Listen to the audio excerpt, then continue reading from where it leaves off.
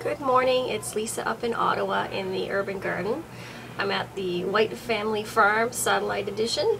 Just want to give you an update on month number 2 on how things are growing. Weather-wise, we've had an incredibly hot, dry summer.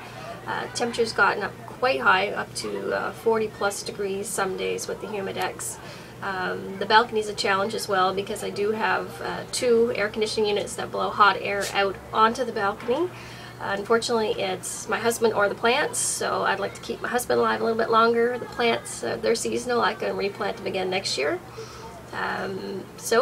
Again, it's been quite dry up here. We've had a couple of challenges with the enclosed balcony with only a half wall that's actually open. We do get a little bit of wind and it becomes kind of a wind tunnel, and that also whips the plants around quite a bit, so we do get a little bit of leaf damage here and there because of the winds.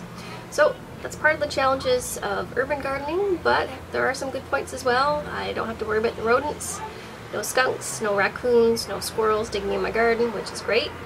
My poor niece didn't have much luck. Some of her plants were dug up by the rodents in her neighborhood. Other than that, we've been doing okay. I haven't used anything fancy here, just basic fertilizer, water, a little bit of weeding. Another nice perk about the balcony, on the 6th floor you don't have to worry too much about weeds. You just get the occasional one or whatever starts to grow from your compost pile. So here we go, we're going to take a look, month number 2, and this is the urban garden. Okay, this is where I had all of my lovely pea plants. I have picked all the pea plants, and you can see they're missing right now because I've decided after the harvest I didn't see too many more flowers and decided I'm going to pull them, replant. I've got lots of seed, not a problem. Here are what I think could be some sort of zucchini and or cucumber, hard to tell anymore. The problem with these lovely plants, we have 2 types of flower, male and female flowers, and I find with the plants, all the female plants or all the female flowers come out at the same time, die, and then all the male flowers come out at one time and then die. So it's been very difficult. I don't think anything here is going to reproduce if I can't get a mix of the male-female flowers, but we'll see what happens. Over here we have the carrots, which I thinned out quite a bit because it was getting kind of bushy. So we thinned it out quite a bit, but they're growing really well. And the poor tomatoes, oh, they love the heat, but when you have 40 plus here and hot sun, it gets pretty unbearable. Now it's a nice cool balmy 26 degrees today. It's going to get hotter later. But we have a good peek in here, lots and lots of tomatoes. They're just tucked inside, they're a little hard to find. And up and over you start to see the sunflower plants, which we grew.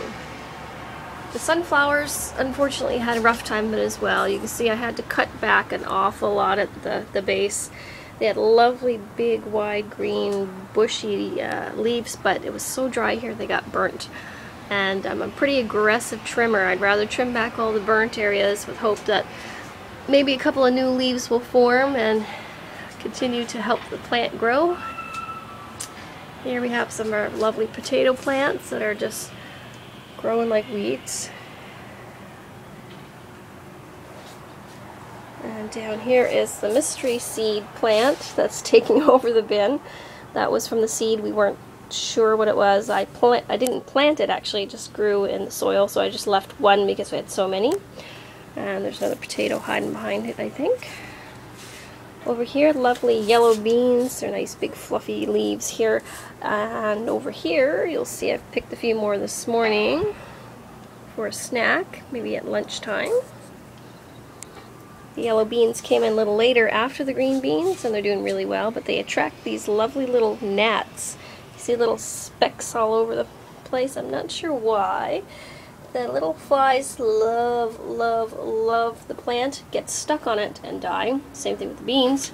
They don't seem to do any damage to the plant, so I don't mind.